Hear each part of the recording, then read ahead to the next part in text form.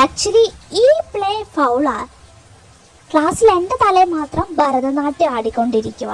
ബാക്കി എല്ലാവരെയും ഒന്നും മിണ്ടുന്നുമില്ല. എന്ത് വേണേലും അവർക്ക് ചെയ്യാം. ഞാൻ മാത്രമല്ല തവിടും പിണ്ണാകും കൊടുത്ത് വാങ്ങിയ സ്റ്റുഡൻ്റ് ആണോ? ഇച്ചായം പറഞ്ഞിട്ട് പ്രത്യേക കാടിവെള്ളമോ പിന്നെ ഓക്കെയൊക്കെയില്ലേ ഈ ആടിന് കൊടുക്കുന്നേ, അതൊക്കെ ഇട്ട് മിക്സ് ചെയ്തതിന് പ്രത്യേകം വാങ്ങിയതാ. ഓഹോ, കളിയാക്കിയതാണല്ലേ. സാറേ, എന്റെ മൂട്ടിന് തീ പിടിച്ചിരിക്കുക. അപ്പോഴാ ഒരു അളിഞ്ഞ തമാശ.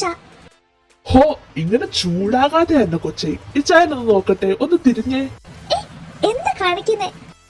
അന്നമോ, ഇത് യേശുക്രിസ്തു സൃഷ്ടിച്ച പോലെ രണ്ട് പാതി അവിടെ ഉണ്ടല്ലോ. പ്രത്യേകിച്ച് തീയൊന്നും കാണുന്നില്ല. അയ്യേ, ഇതെന്തൊക്കെയാ നോക്കുന്നത്? ഞാനെന്തോ അതിശോക്തി പറഞ്ഞതാ എന്റെ പൊന്നോ. ഇക്കിടക്കിന് ഹിമാലയ പർവ്വതത്തില് മുകളിൽ ഒരു എലി ആയിരിക്കുന്നെന്ന് പറഞ്ഞ അവിടെ പോയി തപ്പൂലോ. ആദ്യത്തെ ദിവസം തന്നെ വയറ് നിറച്ച് കിട്ടിയത് മറന്നോ? ദേ, ഇച്ചായനോട് പറയുമ്പോ വാക്കുകൾ ശ്രദ്ധിക്കണം, അല്ലെങ്കിൽ പിന്നെ ഇച്ചായൻ ഇങ്ങനെയൊക്കെ നോക്കിയെന്ന് വരും. അയ്യേ, ഞാൻ തന്നെ സ്വയം നാറിക്കൊണ്ടിരിക്കുവാണല്ലോ. എന്റെ നാക്ക്, എന്റെ പാറപ്പള്ളി മാതാവേ, ഞാൻ തന്നെ ദൈവം സൃഷ്ടിച്ച സാധനം നേരെ ചൊവ്വ നോക്കിയിട്ടില്ല. അപ്പോഴാ ഇങ്ങനെ നോക്കുന്നത്. ഹലോ, എന്താണ് തനിയൊരു സീക്രട്ട് സംസാരം? സാറേ, കാല് പിടിച്ച് പറയാം. എന്നെ ആക്കുന്നതാണോ അതോ മൊത്തത്തിലിട്ട് വട്ടാക്കുന്നതാണോ എന്നൊരു ധാരണ വേണം. ഇത് ഇങ്ങനെ ഇട്ട് വളഞ്ഞിട്ട് ആക്രമിക്കരുത്. എന്റെ പൊന്നോ, ഞാൻ മടുത്തു. ഓഹോ, അങ്ങനെ പെട്ടെന്ന് മുട്ടുമടക്കിയോ? ഇതൊന്നും അല്ലായിരുന്നല്ലോ ഉശിര. തലയിൽ രണ്ട് കൊമ്പും ഇടയ്ക്ക് പിറകിലൊരു പാലും മുളയ്ക്കൂലോ, ഇടയ്ക്ക് ഈ കുട്ടിച്ചെകുത്താനെ പോലെ. അന്നമോ, അതെവിടെ പോയി? അതോ, വണ്ടർലക്ക് ടൂറ് പോയി. എന്തെല്ലാം അറിയേണ്ടത്? എംപോസിഷൻ അല്ലേ എന്റെ പൊന്നു, ഞാൻ എഴുതി എന്ന് തരാം. അല്ല, ഈ ഞാൻ വായി നോക്കൂല എന്ന് പറഞ്ഞ് എഴുതേണ്ട ആവശ്യം എന്താ? ഞാൻ ഇനിയും വായി നോക്കും. ചുമ്മാ വേണമെങ്കിൽ എഴുതി തരാം. അത് മാത്രല്ല, നമ്മുടെ ക്ലാസ്സിലെ രാഹുലിനെ എനിക്ക് ഭയങ്കര ഇഷ്ടമാണ്. അന്നമോ, എന്നെ ദേഷ്യം പിടിപ്പിക്കുന്ന വർത്താനൊന്നും പറയരുത്. എനിക്ക് ഇങ്ങനെ പറയുന്നതൊന്നും ഒട്ടും ഇഷ്ടമല്ല.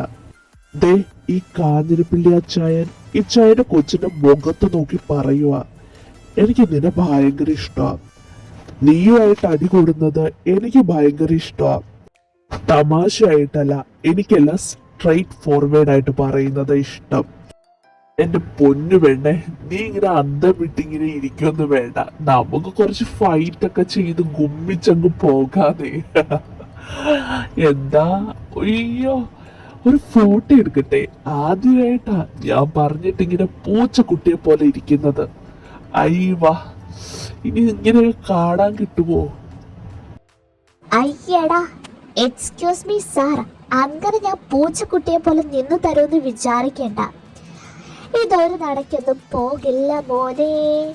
കാഞ്ഞിരപ്പള്ളി അച്ചായ എന്ന് പറഞ്ഞാലും ഇത് ഞാൻ സമ്മതിക്കില്ല. കെട്ടാൻ പറ്റിയൊരു സാധനം സാറാണത്ര സാറ്.